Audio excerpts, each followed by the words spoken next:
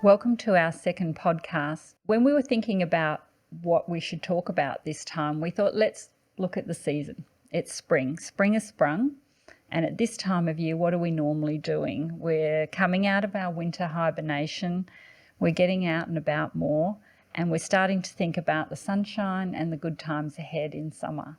It's one of my favourite times of year. Is it one of yours, Jody? Yeah, I like that it's a bit lighter in the mornings. You feel a bit more motivated to get out of bed and get on with some exercise. Absolutely. I know I'm at home starting a bit of a spring clean, trying to do a Marie Kondo, declutter my life, declutter my lifestyle a little. But I'll tell you what, at this time of year, I do it every year. I panic about showing my winter bod with all those extra COVID kilos. And I start to think about things like getting back to a more sensible, healthy, fresh diet and maybe cutting down on some of those comfort foods, as well as hitting the pavement a bit and exercising and trying to get into shape a little. So if you're like me, you're probably considering to do some kind of detox or fast and kickstart things, because we have been a little bit sluggish. So this is why we've decided to talk about detoxing this month. Jody, our nutritionist at Nourish, and I are going to discuss detox, diets, juice fasts, and what does that actually really mean? And is it the right way to make sensible lifestyle changes, long-term changes for your health? What we've really kind of, in having a little bit of a discussion, we thought that detoxification is actually a naturally occurring function of the body. So why is it that we have to do some extra detoxing? And our thinking is that we really need to reframe this conversation and talk more about, rather than detoxing, about lightening the load and making it a long-term ongoing part of our lifestyle. So Jody, tell me what you think about detoxification and what does detoxification mean? Well, it's a confusing term these days. It's often misused. We hear about all types of detoxification plans, supplements and diets that saturate social media and advertising and promise miracle cures and cleansers. I know, the lemon and ginger. That was one, maple wasn't it? syrup and cayenne, watercress soup.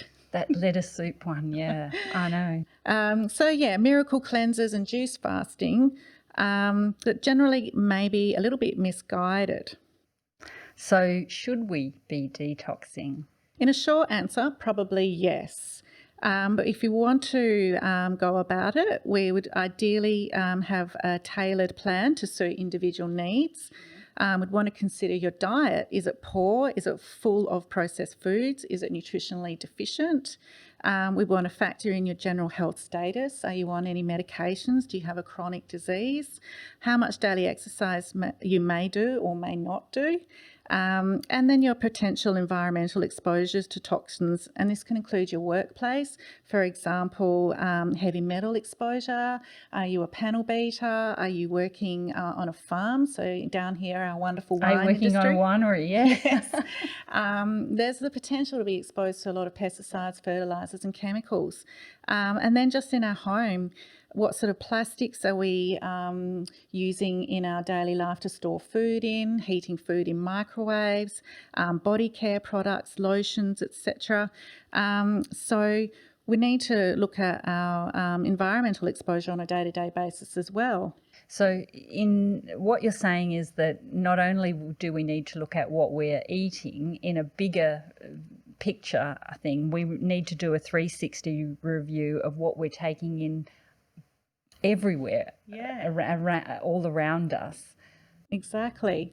So here we head to my favourite organ, other than the heart, of course, the liver, the star of detoxification. So Jody, how does the liver do such a wonderful job of detoxing? Yeah, our liver is a filter, essentially. It filters our blood.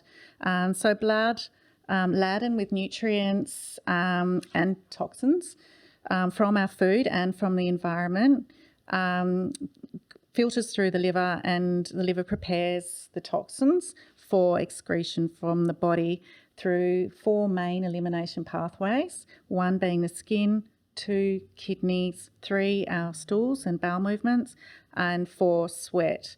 Ideally, these pathways are working efficiently, and we want to support these pathways. So looking at those 4 different pathways that the liver gets rid of, not just toxins, but all waste products, what might be indicators that things are not working as efficiently as they should be working? What signs and symptoms might we be getting? Yeah, so people often do show signs and symptoms of being overloaded. This can include skin issues such as acne, boils, eczema or psoriasis.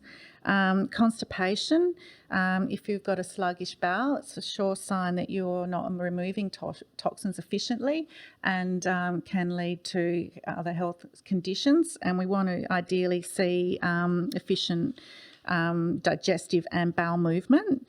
Night sweats is a sign that your liver is struggling a bit. I do want to differentiate that night sweats can be caused by diabetes or menopause. Yes. And plenty of reasons. Yeah, so night sweats though are a sure sign that your liver is working overtime. So I guess what it should be doing during the day, it's not even getting the chance to. So it's having to do it at night. And potentially that's why it's playing catch up. I mean, it's so busy dealing with detoxifying whatever's incoming during the day, it might have to do a bit of overtime at night. Gosh. We all know those We all hate words, overtime. don't we? And another sign may be hormonal imbalances. So the liver is an organ for breaking down hormones as well. We often see issues here with elevated cholesterol or estrogen excess. When the liver is perhaps overloaded, these hormones are not removed or processed efficiently, causing excess or imbalances. And commonly, I do see people with heavy periods or clotty periods, elevated cholesterol, and this is often a sign that the liver may be overloaded. And then there's abnormal liver function test results, which is a common blood test. Yes, it is a routine blood test that you would have in a general checkup at your GPs, and it's often a very big red flag that there is damage or some dysfunction of your liver.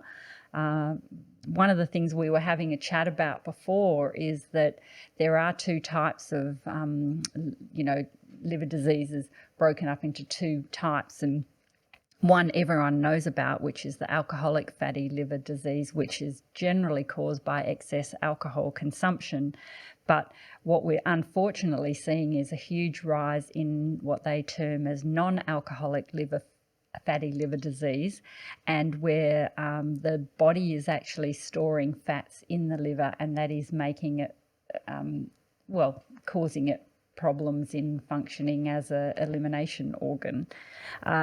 We were chatting about children are actually now showing signs of this disease. What's the statistics? I can't remember. What was it, Jody? Well, the research is indicating that non-alcoholic fatty liver disease is affecting 10 to 20% of the general paediatric population. We're talking children that are aged even between 8 and teenage years, which is quite a concern. So as you mentioned, historically, liver abnormalities are commonly associated with excess alcohol consumption, known also as cirrhosis of the liver disease. But now we see change due to diets high in processed foods and fructose consumption. So that's where we don't give a plug to things like corn syrup and definitely not a nasty food additive. Yeah. Yes. I guess the other biggie is also the long-term use of medications. Some of the over-the-counter and prescription medications also are processed by the liver and eliminated by the liver. So you have to be aware that any chronic intake of medications can have a long-term effect. One of the things that we often take without even thinking about, because most people think it is harmless, is paracetamol. And in fact, it's quite easy to overload your body and overload your liver with how much paracetamol you take. So what we're recommending is not for for people to go out and stop taking any medication that they have been put onto by their GP or what they're taking for a condition, but just to maybe be a little bit more mindful about how often you are taking it and whether you need an occasional break of and lightening the load. What we would recommend is, if you are thinking of cutting down your medication or do want to cut down your medication, is please come in and speak to our pharmacist before you do so. Yeah, so obviously there's prescription medications and over-the-counter medications, and the other drug, as so to speak, is recreational drug use. That will also is considered a toxin that will impact the liver. Yes. So if you tick any of the boxes, skin issues, constipation, night sweats, hormonal imbalances, or abnormal liver function test results, you may want to look at ways of lightening the load. Right, I'm in. Okay, what do we do? How do we do it? How do we go about? What are the things that we can do? Yeah, so there's numerous ways to go about this, depending on your health status, your lifestyle, your personal preferences. Fortunately, to a point, the liver is able to regenerate new cells and heal, but we need to provide the right ingredients for this to happen. So we want to look at avoiding or reducing the toxic load. So starting with our food. I guess that's going organic then, is it? When you can, no pesticides? Ideally, absolutely. So going organic wherever possible, and looking at our key nutrients that are required for supporting liver detoxification. So phase And one. which ones are they? Yeah, so phase one, we're looking at B2, B3, B6, B9, or your folates, And B12. two? And phase two? Good quality amino acids, which is found in your protein type foods. So for different reasons, obviously, as we've alluded to, people aren't necessarily eating nutritionally optimal diets. So that does put a bit more pressure on the liver's ability to do its job. Sure. And then there's the chemicals that you put on your body. We talked about those. So you can also look into the additives and the try to go as natural as possible and look at the ingredient list and try and make sure that you're taking the least number of chemicals and the most natural chemicals if you are using any, deodorants, lotions, shampoos, that kind of thing. Yeah. So they all can contain synthetic chemicals, but luckily these days we see an increased market and demand for more natural products. Yes, yeah. I guess the other one that is a biggie, and living in the winey region of the southwest, I think we're all a bit guilty of this, is alcohol consumption. We're heading into Christmas, and there's no doubt a lot of celebrating to be done at the end of the year, saying thank goodness that 2020 is over. Yes. But maybe until then, it might be an idea to look at kind of keeping that alcohol consumption down, Right down. having alcohol-free days, limiting the number of standard drinks that you're drinking. Yeah. We don't necessarily expect everyone to be teetotalers, but if you're trying to lighten the load, and what we're really talking about is small, consistent changes over a long period of time. Yeah, and depending on your health condition, it may mean no alcohol, or if you can manage moderate alcohol intake, like you might do 4 alcohol-free nights a week, and on the 3 days that you drink, you might just limit yourself to 2 drinks, for example. Or 1. Yes. If you want to be especially good. Yeah. What about coffee and tea intake? Yeah, so coffee, like 1 a day, is generally considered okay, but it's more about the volume of coffee or caffeine that you're having and what we actually add to our coffee. Yeah, this is one of my little, again, a bugbear. I seem to have a lot, don't I? Is that when you're making coffee, or the old-fashioned way of making a coffee with just hot water and a little dash of milk, but there's so many of us that are avoiding milk and dairy products at the moment that we've gone to coffee substitutes such as, almond, soy, oat, rice milk, whatever. And that's great, and there's some valid health reasons for doing that, but one of the things we do highly recommend is to look at what else is in those coffee substitutes, because I know I've been horrified to see things like corn syrup, rice malt sugar, maltodextrin. maltodextrin, emulsifiers, all sorts of things, and vegetable oils, which are very inflammatory. So it is something that if you're going to detoxify, it's not just the caffeine in those takeaway coffees and stuff. Yeah, and with our coffee, we want to consider, well, not only the coffee, but how many we're having a day. 8 is not really a good plan. And what we're adding to it, aside from the milk, which is sugar. Yes. So there we go again, loading up with glucose and fructose, which we can't necessarily utilise. And then the other part of it is energy drinks as well, so high in caffeine and another liver loader. The other one that I'm not going to say is a bugbear, because is deep fried foods. Yeah. And you're looking at your sugary and but even salty fried snacks like your chips and corn chips and things like that, with their levels of trans fats in them. Definitely. So those processed foods have those extra fats in them that make it harder for your liver to function normally. So that's a few things that we can do. But Jody, I look around and I do see a few liver detox formulas on the shelves here.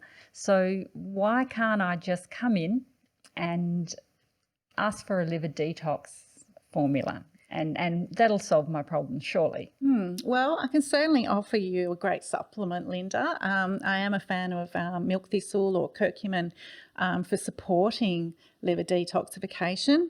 But the key word is supporting, and it does need to be taken in conjunction with lifestyle and diet as part of a supportive plan to support the liver in a holistic way. Okay, righto, fair enough. Can give you a few tips on how to do that. Obviously, there's no point in having a supplement and going home and drinking a bottle of wine tonight. No, okay. It's not going to do the trick. How did you know that I was going to do that? So we want to ensure regular bowel movements, and for this we need again to look at diet and exercise. We want to encourage sweating through exercise, or maybe a nice relaxing steam room or sauna. We could possibly look at intermittent fasting. That does work well for some people when it's done properly. Yes. So that's the 5 and 2 Michael Mosley plan. Not going crazy in the 2 days that you can. Well, 5 days where you can just eat whatever you like, and 2 days of fasting needs to be done sensibly. Yes, yes. With a good plan. And then there is also the 16 and 8 hour method, where you don't eat for 16 hours and there's just an 8 hour window for eating each day. And again, it does work for some people, but it needs to be done sensibly and with good planning, and may not be suitable for everyone depending on medical conditions. Some people, depending on their health conditions like skin symptoms, for example, may need a food elimination plan. So we get rid of those high allergen type foods that are commonly associated with not being supportive of liver function. So you're looking at your gluten, your dairy, your sugar, your coffee, your alcohol, all the things we've mentioned. Even stress, is can be potentially detrimental to liver function, but that's obviously not a food elimination plan, it's a lifestyle management plan. Yes. And then again, we also want to look at fluid intake, which is not the alcohol kind, but the water, H2O kind. Damn. 2 litres of water a day to support the kidney elimination pathway on eliminating byproducts, waste and toxins is very supportive.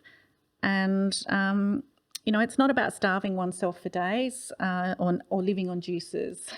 Yeah, no, juices are definitely an issue, aren't they? Because when you essentially have a juice, you're having high sugar, high fructose, so you are overloading the kidney. Even though it's natural, you are overloading the liver, and also by taking out the fibre, you're potentially constipating yourself Yeah. too. So, and you're not providing those amino acids are vital to supporting phase 2 elimination pathways as well. So you would be better off really, rather than doing a straight juice, if you really wanted to go down that path, would be to do a smoothie detox or a smoothie lightening the load a couple of days, because you could still get the fibre. You could add a protein supplement in with your smoothie. Definitely. And you would be still getting those important B group vitamins and help and getting the fluid. So Jody, that leads us very nicely, thank you, into our reasons of why we've launched our Nourish membership plans. We've had a lot of people coming in and asking for advice, and what we truly believe is that it's small, consistent things over a long period of time. So it's no good just changing something dramatically and not being able to continue that on long term. So the membership plans were formed with a way of giving you support and advice over a long period of time, and which we put into a yearly plan. We will put a link towards in the show notes at the end, where you can have a look at the different plans and the different levels. We've tried to cater to a variety of needs and a variety of how in depth people want to go, and how chronic or how important their health conditions are in getting fixed quickly. So what we've based our memberships on is having a nutrition consult, a comprehensive one, and then it's the number of follow-up nutrition consults that vary between the 3 different plans. And in the very top level plan, we do offer a microbiome or a DNA genetic testing section that you can add on to that particular plan. That is essentially for people who have particular issues that they want to look at with regards to the way they process things, the way if they've got gut issues or whatever. But we can come and talk. We can talk to you if you're not sure of which plan would suit you the best. Come in and have a chat to us, and we can have a brief little chat to work out which will be the best one for you. The other thing which is common to all 3 plans is that we have come up with our Nourish wellness boxes, which are a seasonal look at what we think may be of benefit and of interest to you, and they're valued at up to $200 per wellness box, and I can't wait to get mine. Anyway, more details further in the links at the bottom of the podcast. So Jody, that brings us to the end of our second podcast. Thank goodness we got through. Well, thanks for having me, Linda, and I hope that our listeners have got something out of this today. Thank you for your wise words and your guidance as ever. If you'd like to give us some feedback, we would very much appreciate it. We would love to have your suggestions for further podcasts. And if you found the information that you got here today useful, please comment and maybe even share to your socials so that more people get to listen. Thanks very much. If you've got any questions, always come and see us at Nourish. Yes, come see us at Nourish. Thanks. Bye.